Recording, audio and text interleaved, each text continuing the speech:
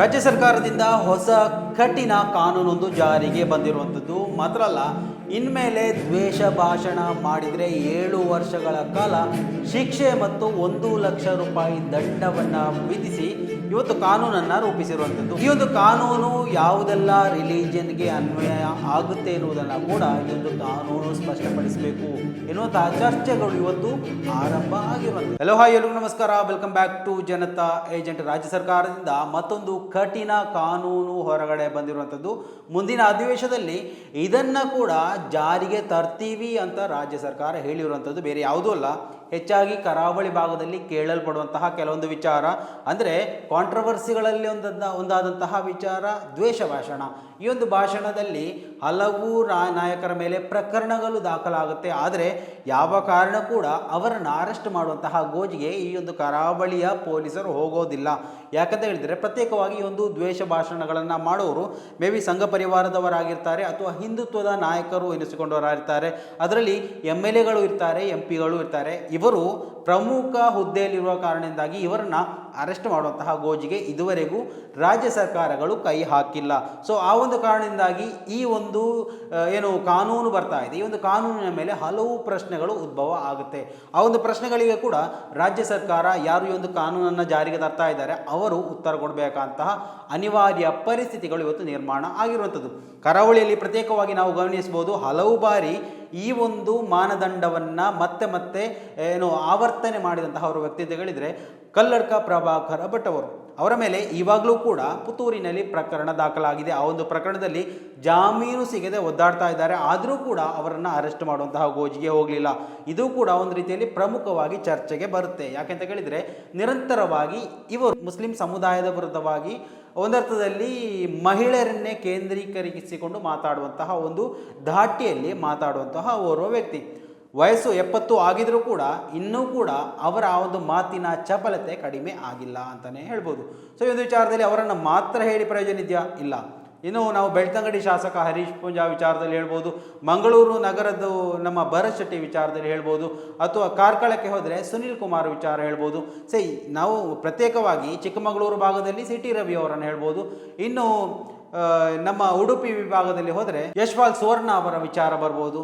ಇನ್ನು ಹಲವು ನಾಯಕರು, ಇನ್ನು ಉತ್ತರ ಕನ್ನಡದಲ್ಲಿ ಹೋದರೆ ಕರಾವಳಿಗರನ್ನೇ ಒಂದು ರೀತಿಯಲ್ಲಿ ಓವರ್ಟೇಕ್ ಮಾಡ್ತಾ ಬಂದಂತೆ ಮಾತಾಡಿದಂತಹ ಕೆಲವೊಂದು ನಾಯಕರುಗಳು ಕೂಡ ಇದ್ದಾರೆ. ಸೊ ಎಲ್ಲವನ್ನ ಇಲ್ಲಿ ವಿವರಿಸುವಂತಹ ಪ್ರಯತ್ನವನ್ನು ಮಾಡೋದಿಲ್ಲ. ನಿಮಗೆಲ್ಲ ಗೊತ್ತಿರುವಂಥದ್ದು ಯಾರೆಲ್ಲ ದ್ವೇಷ ಭಾಷಣಗಳನ್ನು ಮಾಡ್ತಾರೆ ಅವರೆಲ್ಲ ವಿಚಾರಗಳು ಗೊತ್ತಿದೆ. ನಮ್ಮ ಈ ಒಂದು ದಕ್ಷಿಣ ಕನ್ನಡ ಜಿಲ್ಲೆಗೆ ಹತ್ತಿರವಾದಂತಹ ಕೆಲವೊಂದು ಹೆಸರುಗಳನ್ನು ನಿಮ್ಮ ಮುಂದೆ ಇಟ್ಟಿದ್ದೇನೆ. ಇದರಲ್ಲಿ ನೋಡಿ, ಯಾರೆಲ್ಲ ದ್ವೇಷ ಭಾಷಣ ಮಾಡ್ತಾರೆ ಮಾಡುವುದಿಲ್ಲ ಅನ್ನೋದರ ಬಗ್ಗೆ ನಿಮಗೇನಾದರೂ ಅಭಿಪ್ರಾಯ ಇದ್ದರೆ ದಯವಿಟ್ಟು ಈ ಒಂದು ವಿಚಾರದಲ್ಲಿ ಕಮೆಂಟ್ ಹಾಕ್ಬೋದು, ನಿಮ್ಮ ಅಭಿಪ್ರಾಯಗಳನ್ನು ಕೂಡ ತಿಳಿಸ್ಬೋದು. ಈ ಒಂದು ಕಾನೂನು ಜಾರಿಗೆ ಬಂದದ್ರಿಂದಾಗಿ ಬೆನಿಫಿಟ್ ಇದೆ ಅಂತ ಕೇಳಿದರೆ 100ಕ್ಕೆ 100% ಬೆನಿಫಿಟ್ ಇದೆ. ಒಂದು ರೀತಿಯಲ್ಲಿ ಸಮಾಜದಲ್ಲಿ ಸ್ವಾಸ್ಥ್ಯವನ್ನು ಕೆಡುವಂತಹ ಕೆಲವೊಂದು ಜಂತು ಹುಳುಗಳನ್ನು ನಿರ್ನಾಮ ಮಾಡುವಂತಹ ಪ್ರಯತ್ನಗಳು ಇದರಿಂದ ಆಗ್ಬೋದು. ಆದರೆ ಕಾನೂನು ಪಾಲಕರು ಕೂಡ ಈ ಒಂದು ವಿಚಾರ, ಈ ಒಂದು ಕಾನೂನನ್ನು 2 ಬಾರಿ ಕಲ್ತಿರಬೇಕು. 2 ಬಾರಿ ಈ ಒಂದು ಕಾನೂನು ಯಾವ ರೀತಿಯಲ್ಲಿದೆ, ಯಾರ ಮೇಲೆ ಅನ್ವಯ ಆಗುತ್ತೆ ಅನ್ನೋದನ್ನು ಕಾನೂನು ಪಾಲಕರು ಆಯಾ ಪುತ್ತೂರು ತಾಲೂಕು ಇರ್ಬೋದು, ಸುಳ್ಯ ಇರ್ಬೋದು, ಉಡುಪಿ ಇರ್ಬೋದು, ಎಲ್ಲೇ ಇರ್ಬೋದು, ಯಾರೇ ಆಗಿರ್ಬೋದು, ಅಲ್ಲಿನ ಕಾನೂನು ಪಾಲಕರು ಈ ಒಂದು ಕಾನೂನನ್ನು 2 ಬಾರಿ ತರಬೇತಿಯನ್ನು ಪಡೆದುಕೊಂಡಿರಬೇಕು. ಯಾಕಂತ ಕೇಳಿದರೆ ಕೆಲವೊಂದು ಧರ್ಮದವರಿಗೆ ಮಾತ್ರ ಸೀಮಿತವಾಗಿ ಇಂತಹ ಕಾನೂನುಗಳು ಜಾರಿಗೆ ಬರ್ಬೋದು. ನೋಡಿ, ಇಲ್ಲಿ ನಾನು ಡೈರೆಕ್ಟಾಗಿ ಹೇಳುವುದಂದರೆ ಮುಸ್ಲಿಂ ಸಮುದಾಯದ ನಾಯಕರುಗಳು ತುಟಿ ಅಂದರೆ ಸಾಕು, ಅವರ ಮೇಲೆ ಈ ಒಂದು ಪ್ರಕರಣ ಜಾರಿ ಆಗುತ್ತೆ. ಆದರೆ ಹಿಂದುತ್ವದ ನಾಯಕರು ಎನಿಸಿಕೊಂಡವರ ಯಾರ ಮೇಲೂ ಕೂಡ ಇನ್ನು 2, 3, 4 ನಿರಂತರವಾಗಿ ಭಾಷಣಗಳನ್ನು ಮಾಡ್ತಾ ಹೋದರೂ ಕೂಡ FIR ದಾಖಲಾಗುತ್ತೆ ವಿನಃ ಅವರನ್ನು ಅರೆಸ್ಟ್ ಮಾಡುವಂತಹ ಗೋಜಿಗೆ ಹೋಗೋದೇ ಇಲ್ಲ. ಸೊ ಈ ಒಂದು ಕಾನೂನಿನಿಂದ ಅದೇ ಒಂದು ಪ್ರಯತ್ನಗಳು ಮರುಕಳಿಸುತ್ತಾ ಅಥವಾ ಏನಾದರೂ ಒಂದು ಬೆಳವಣಿಗೆಗಳು ಆಗುತ್ತಾ ಎನ್ನುವುದನ್ನು ಕೂಡ ರಾಜ್ಯ ಸರ್ಕಾರ ಪ್ರಶ್ನೆಗೆ ಉತ್ತರವನ್ನು ಕೊಡಬೇಕಾದದ್ದು. ಇನ್ನು ಈ ಒಂದು ವಿಚಾರದಲ್ಲಿ ಕಂಪ್ಲೀಟ್ ಆದ ಡೀಟೇಲನ್ನು ನಾವು ತಿಳ್ಕೊಳ್ತಾ ಹೋಗೋಣ. ದ್ವೇಷ ಭಾಷಣ ಮಾಡಿದರೆ 7 ವರ್ಷ ಜೈಲು, 1,00,000 ರು ದಂಡ. ರಾಜ್ಯ ಸರ್ಕಾರದಿಂದ ಕಠಿಣ ಕಾನೂನು ಜಾರಿ ಆಗಿರುವಂಥದ್ದು. ಧರ್ಮ, ಜಾತಿ ಅಥವಾ ಭಾಷೆಯ ಹೆಸರಿನಲ್ಲಿ ದ್ವೇಷ ಭಾಷಣ ಮಾಡಿ ಸಮಾಜದ ಸ್ವಾಸ್ಥ್ಯ ಹಾಳು ಮಾಡುವವರ ವಿರುದ್ಧ ರಾಜ್ಯ ಸರ್ಕಾರ ಚಾಟಿ ಬೀಸಿದೆ. ಇಂತಹ ಕೃತ್ಯಗಳಿಗೆ ಕಡಿವಾಣ ಹಾಕಲು ಕರ್ನಾಟಕ ದ್ವೇಷ ಭಾಷಣ ಮತ್ತು ದ್ವೇಷಾಪರಾಧಗಳ ಮಸೂದೆ 2025 ಜಾರಿಗೆ ತರಲು ಸರ್ಕಾರ ಮುಂದಾಗಿದ್ದು, ಗುರುವಾರ ನಡೆದ ಸಚಿವ ಸಂಪುಟ ಸಭೆಯಲ್ಲಿ ಈ ಮಸೂದೆಗೆ ಒಪ್ಪಿಗೆ ನೀಡಲಾಗಿದೆ. ಮುಂದಿನ ವಾರ ಬೆಳಗಾವಿಯಲ್ಲಿ ನಡೀತಾ ಇರುವಂತಹ ವಿಧಾನಮಂಡಲ ಅಧಿವೇಶನದಲ್ಲಿ ಈ ಮಸೂದೆಯನ್ನು ಮಂಡಿಸಲು ಸರ್ಕಾರ ನಿರ್ಧರಿಸಿರುವಂಥದ್ದು. ಸಚಿವ HK ಪಾಟೀಲ್ ಅವರು ಈ ಕುರಿತು ಮಾಹಿತಿಯನ್ನು ನೀಡಿದ್ದು, ಸಮಾಜದಲ್ಲಿ ಶಾಂತಿ ಮತ್ತು ಸಾಮರಸ್ಯ ಕಾಪಾಡುವ ನಿಟ್ಟಿನಲ್ಲಿ ಈ ಕಾನೂನು ನಿರ್ಣಾಯಕವಾಗಲಿದೆ ಅಂತ ಹೇಳಿರುವಂಥದ್ದು. ಏನಿದು ಹೊಸ ಕಾಯ್ದೆ? ಈ ಒಂದು ಕಾಯ್ದೆಯಲ್ಲಿ ಅಪರಾಧವನ್ನು ಮಾಡಿದವರಿಗೆ ಶಿಕ್ಷೆ ಏನು ಎನ್ನುವುದರ ಬಗ್ಗೆ ಮಾಹಿತಿಯನ್ನು ತಿಳ್ಕೊಳ್ಳೋಣ. ಧರ್ಮ, ಜನಾಂಗ, ಜಾತಿ, ಭಾಷೆ, ಲಿಂಗ, ಜನ್ಮಸ್ಥಳ, ಲೈಂಗಿಕ ದೃಷ್ಟಿಕೋನ ಅಥವಾ ಅಂಗವೈಕಲ್ಯದ ಆಧಾರದ ಮೇಲೆ ಯಾವುದೇ ವ್ಯಕ್ತಿ ಅಥವಾ ಸಮುದಾಯದ ವಿರುದ್ಧ ದ್ವೇಷ ಹರಡುವುದು, ಪ್ರಚೋದನಕಾರಿ ಹೇಳಿಕೆ ನೀಡುವುದು ಇನ್ನು ಮುಂದೆ ಗಂಭೀರ ಅಪರಾಧವಾಗಿರಲಿಕ್ಕಿದೆ. ಮೊದಲ ಬಾರಿಗೆ ತಪ್ಪು ಮಾಡಿದರೆ 1 ವರ್ಷದಿಂದ 7 ವರ್ಷದವರೆಗೆ ಜೈಲು ಶಿಕ್ಷೆ ಹಾಗೂ 50,000 ರು ದಂಡ. ಅಪರಾಧ ಮತ್ತೆ ಮರುಕಳಿಸಿದರೆ 2 ವರ್ಷದಿಂದ 10 ವರ್ಷದವರೆಗೆ ಜೈಲು ಶಿಕ್ಷೆ ಹಾಗೂ 1 ಲಕ್ಷ ರು ದಂಡ ವಿಧಿಸಲು ಅವಕಾಶ ಇದೆ. ಇನ್ನು ಈ ಒಂದು ವಿಚಾರದಲ್ಲಿ ಜಾಮೀನು ರಹಿತ ಅಪರಾಧವಾಗಿ ಇದನ್ನು ಕಾಣಬೇಕು ಅಥವಾ ಈ ಒಂದು ಜಾರಿ ತರುವಾಗ ಅದನ್ನು ಒಂದು ಜಾಮೀನು ರಹಿತ ಯಾವುದೇ ರೀತಿಯಲ್ಲಿ ಜಾಮೀನನ್ನು ಪಡ್ಕೊಳ್ಳುವಂತಹ ಅವಕಾಶಗಳು ಇರುವುದಿಲ್ಲ.